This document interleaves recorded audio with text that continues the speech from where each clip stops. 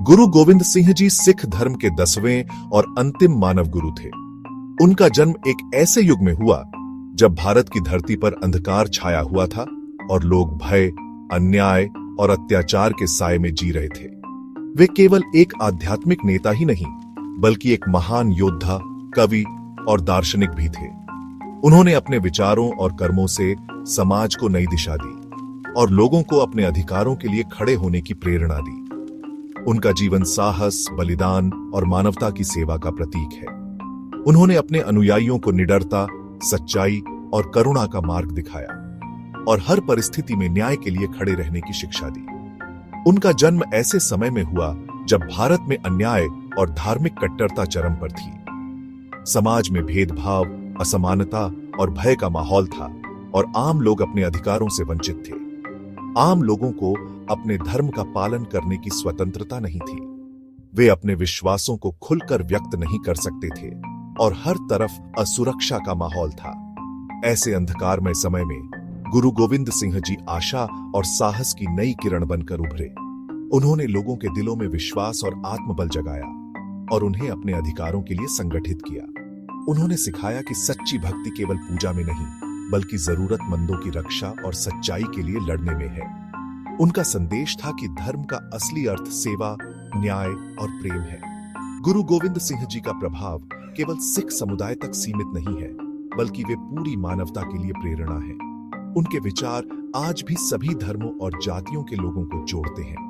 उन्होंने हमें सिखाया कि अंदर से संत और बाहर से सैनिक बनना चाहिए, यानी मन में शांति और करुणा हो, लेकिन अन्याय के खिलाफ डटकर खड़े रहना भी जरूरी है। उनकी शिक्षाएं आज भी लाखों लोगों को प्रेरित करती हैं और सही रास्ते पर चलने का मार्ग दिखाती हैं। वे हमें सिखाते हैं कि जीवन में चुनौतियां आए तो भी हमें अपने आदर्शों पर अडिग रहना चाहिए। इस कहानी में हम उनके बचपन, आदर्शों, खालसा पंथ की स्थापना और उनके महान बलिदानों की यात्रा पर चलेंगे और जानेंगे कि कैसे एक दिव्य प्रकाश ने पूरे समाज को बदल दिया। गुरु गोविंद सिंह जी का जन्म 22 दिसंबर 1666 को पटना साहिब, बिहार में हुआ था। यह स्थान आज भी सिखों के लिए एक पवित्र तीर्थ है, जहां उनकी यादें और शिक्षाएं जीवित हैं। उनके पिता गुरु तेग बहादुर जी सिखों के 9वें गुरु थे और माता गुजरी जी एक अत्यंत धार्मिक और सहनशील महिला थी। उनके परिवार में सेवा, त्याग और मानवता की भावना गहराई से रची बसी थी। बचपन से ही गोविंद राय में नेतृत्व, साहस और न्याय के प्रति गहरी समझ थी। वे अपने साथियों के बीच हमेशा आगे रहते और हर चुनौती का डटकर सामना करते। जब मैं छोटा था तो मुझे अपने दोस्तों के साथ खेलना बहुत अच्छा लगता था। हम सब मिलकर तरह तरह के खेल खेलते और हर खेल में कुछ नया सीखने की कोशिश करते। मैं अपनी टीम को इकट्ठा करता और हम नकली लड़ाइयां खेलते। इन खेलों में भी मैं हमेशा अपने साथियों की रक्षा करने की जिम्मेदारी लेता। मुझे लगता था कि एक दिन हमें सच में अपने लोगों की रक्षा करनी होगी। बचपन से ही मेरे मन में यह भावना थी कि अन्याय के खिलाफ खड़ा होना जरूरी है। उस समय भारत में मुगल सम्राट औरंगजेब का शासन था, जो धार्मिक असहिष्णुता और अत्याचार के लिए कुख्यात था। 9 वर्ष की उम्र में कश्मीरी पंडितों ने गुरु तेग बहादुर जी से मदद की गुहार लगाई, क्योंकि वे अपने धर्म और अस्तित्व की रक्षा के लिए संघर्ष कर रहे थे। बालक गोविंद राय ने अपने पिता को मानवता की रक्षा के लिए प्रेरित किया। उन्होंने अपने पिता को समझाया कि धर्म और सच्चाई की रक्षा के लिए बलिदान देना ही सच्चा कर्तव्य है। बेटा, ये लोग बहुत दुखी हैं। इनकी रक्षा कौन करेगा? उनके दुख और भय को देखकर मेरा हृदय भी व्याकुल हो जाता है। माता जी, इस समय आपसे बड़ा महापुरुष और कौन हो सकता है जो इन लोगों की रक्षा के लिए अपना बलिदान दे सके? मुझे विश्वास है कि पिताजी ही इनका सहारा बन सकते हैं। गुरु तेग बहादुर जी ने दिल्ली जाकर अन्याय के विरुद्ध आवाज उठाई और अंततः मानवता की रक्षा के लिए अपना बलिदान दिया। उनका यह बलिदान भारतीय इतिहास में अमर हो गया। इसके बाद मात्र 9 साल की उम्र में गोविंद राय को सिखों के 10वें गुरु के रूप में गुरुगद्दी मिली। इतनी कम उम्र में इतनी बड़ी जिम्मेदारी संभालना आसान नहीं था, लेकिन उन्होंने इसे पूरी निष्ठा और साहस के साथ निभाया। छोटी उम्र में ही उन्होंने सिखों को संगठित करना शुरू किया। उन्हें आध्यात्मिक और सैन्य प्रशिक्षण दिया ताकि वे अन्याय का सामना कर सके। वे खुद भी शस्त्र विद्या, घुड़सवारी और ग्रंथों के अध्ययन में निपुण थे। आनंदपुर साहिब को उन्होंने सैन्य और आध्यात्मिक केंद्र बनाया जहां दूर दूर से लोग ज्ञान, प्रेरणा और सुरक्षा की तलाश में आते थे। गुरु गोविंद सिंह जी का प्रारंभिक जीवन हमें सिखाता है कि सच्चा नेतृत्व त्याग, साहस और सेवा से ही संभव है।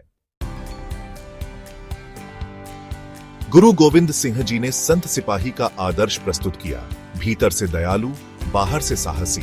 उनका जीवन इस बात का प्रमाण था कि आध्यात्मिकता और वीरता एक साथ चल सकती है।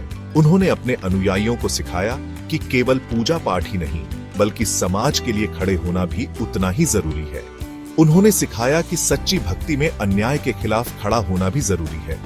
जब भी समाज में अन्याय या अत्याचार हो, एक सच्चे सिख का कर्तव्य है कि वह निर्भय होकर उसका सामना करे। गुरुजी हमेशा कहते थे, एक सच्चा सिख वही है जो अपने भीतर दया और बाहर साहस रखता है। दया से मन निर्मल होता है और साहस से समाज में बदलाव आता है। अगर हम किसी की मदद नहीं कर सकते तो हमारी भक्ति अधूरी रह जाती है। सेवा और सहायता ही सच्ची भक्ति का मार्ग है। उस समय मुगल शासकों के अत्याचार से लोग डरे हुए थे। समाज में भय और असुरक्षा का माहौल था। लोग अपने अधिकारों के लिए आवाज उठाने से भी डरते थे। गुरुजी ने अपने अनुयायियों को शस्त्र विद्या और घुड़सवारी सिखाई, ताकि वे न केवल अपनी रक्षा कर सकें, बल्कि दूसरों की भी मदद कर सकें, ताकि वे जरूरतमंदों की रक्षा कर सकें। उन्होंने अपने अनुयायियों को सिखाया कि कमजोरों की रक्षा करना सबसे बड़ा धर्म है। गुरुजी स्वयं ध्यान और प्रार्थना में लीन रहते थे, जिससे उन्हें आंतरिक शक्ति और शांति मिलती थी। साथ ही युद्ध के मैदान में सबसे आगे रहते थे। वे अपने अनुयायियों के लिए प्रेरणा का स्रोत बने रहे। उन्होंने दिखाया कि आध्यात्मिकता और वीरता एक दूसरे के पूरक हैं। दोनों का संतुलन ही जीवन को सार्थक बनाता है। आज भी गुरुजी का संत सिपाही का सिद्धांत हमें याद दिलाता है कि हमें अपने मन को शांत और पवित्र रखना चाहिए, ताकि हम सही निर्णय ले सकें। लेकिन साथ ही समाज में अपनी जिम्मेदारियों को भी निभाना चाहिए। सेवा, साहस और भक्ति, तीनों का मेल ही सच्चा जीवन है। यह सिद्धांत आज भी प्रासंगिक है। संतुलन बनाए रखें, अपने भीतर करुणा और बाहर न्याय का भाव रखें। अन्याय के खिलाफ आवाज उठाएं और निर्भय होकर सच्चाई का साथ दें और सच्चाई के पक्ष में खड़े रहे। यही गुरु गोविंद सिंह जी की शिक्षा है, जो आज भी हमें प्रेरित करती है। 1699 में बैसाखी के दिन गुरु गोविंद सिंह जी ने आनंदपुर साहिब में ऐतिहासिक सभा बुलाई। उन्होंने भीड़ से पूछा, क्या कोई धर्म के लिए अपना सिर दे सकता है? सन्नाटा छा गया। तीसरी बार मांग दोहराने पर दयाराम आगे आए। गुरुजी उन्हें तंबू में ले गए। फिर 4 और सिखों ने भी साहस दिखाया। ये गुरुजी की परीक्षा थी। कुछ समय बाद गुरुजी 5 सिखों के साथ बाहर आए। सभी जीवित थे। उन्होंने इन्हें पंच प्यारे नाम दिया और अमृत छकाया। यही खालसा पंथ की स्थापना थी। खालसा पंथ ने सिखों को नई पहचान दी। गुरुजी ने 5 ककार अनिवार्य किए और सिंह व कौर की उपाधि दी, ताकि सभी समान महसूस करें। खालसा की स्थापना ने सामाजिक समानता और न्याय की दिशा में क्रांतिकारी कदम रखा। पंच प्यारे केवल 5 व्यक्ति नहीं, बल्कि साहस, समर्पण और गुरु के प्रति अटूट विश्वास के प्रतीक हैं। उन्होंने मृत्यु के भय पर विजय पाई। वे अलग अलग जातियों और क्षेत्रों से थे, जिससे यह संदेश गया कि खालसा में सभी बराबर हैं। गुरुजी ने पंच प्यारों को अमृत छकाया, फिर स्वयं उनसे अमृत लिया। इससे गुरु और शिष्य के बीच भेद मिट गया। पंच प्यारे गुरुजी के सबसे भरोसेमंद साथी बने, कई लड़ाइयों में मार्गदर्शन किया। आज भी सिख धर्म में उनका विशेष स्थान है। उनकी कहानी सिखाती है, सच्चा साहस भय की अनुपस्थिति नहीं, बल्कि भय के बावजूद सही काम करना है। गुरु गोविंद सिंह जी केवल योद्धा ही नहीं, बल्कि उच्च कोटि के कवि और विद्वान भी थे। उन्होंने कई भाषाओं में रचनाएं की, जिनका उद्देश्य वीरता और भक्ति जगाना था। उनकी प्रमुख कृतियां दशम ग्रंथ में संकलित हैं। जाप साहिब, अकाल उस्तत, विचित्र नाटक, चंडी दीवार आदि। सबसे ऐतिहासिक निर्णय, गुरु गोविंद सिंह जी ने अपने बाद किसी व्यक्ति को गुरु न बनाकर गुरु ग्रंथ साहिब को शाश्वत गुरु घोषित किया।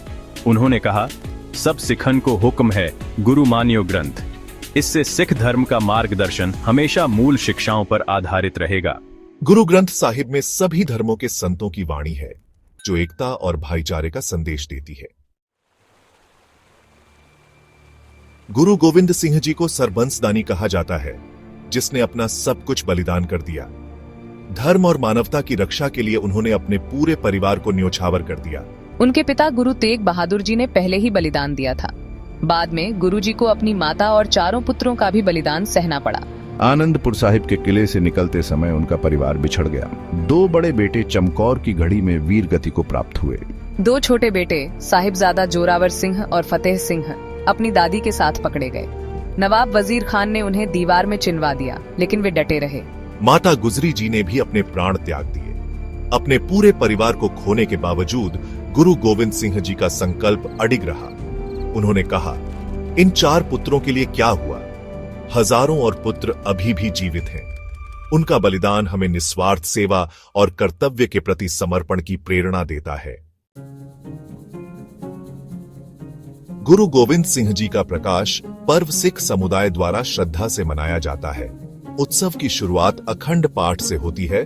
गुरु ग्रंथ साहिब का 48 घंटे का पाठ। मुख्य आकर्षण नगर कीर्तन है, धार्मिक जुलूस जिसमें पंच प्यारे नेतृत्व करते हैं और संगत शबद कीर्तन गाती है। नगर कीर्तन में सिख मार्शल आर्ट गतका का प्रदर्शन होता है, जो संत सिपाही के आदर्श को दर्शाता है। रास्ते में सेवा और प्रसाद वितरण होता है। उत्सव का अभिन्न अंग लंगर है। सभी को एक साथ बैठकर मुफ्त भोजन मिलता है, जो समानता और सेवा का प्रतीक है। लंगर की परंपरा गुरु नानक देव जी ने शुरू की थी, जिसे गुरु गोविंद सिंह जी ने और मजबूत किया। गुरु गोविंद सिंह जी की विरासत संपूर्ण मानवता के लिए प्रेरणा है। उन्होंने सिखाया, कभी अन्याय के सामने मत झुको, मन में संत और हाथ में सिपाही का साहस रखो। खालसा पंथ की स्थापना से उन्होंने सामाजिक क्रांति की नींव रखी, समानता, आत्मसम्मान और गरिमा का संदेश दिया। सिख धर्म में गुरुओं या उनके परिवार का चित्रण वर्जित है। उनकी महानता को प्रतीकों और ऐतिहासिक स्थलों से याद किया जाता है। गुरु गोविंद सिंह जी का जीवन सिखाता है, महानता ऊंचे सिद्धांतों के लिए जीने और बलिदान देने में है। उन्होंने मानवता की भलाई के लिए सब कुछ कुर्बान किया, लेकिन सिद्धांतों से समझौता नहीं किया। जब तक दुनिया में अन्याय है, गुरु गोविंद सिंह जी का साहस और बलिदान पीढ़ियों को प्रेरित करता रहेगा।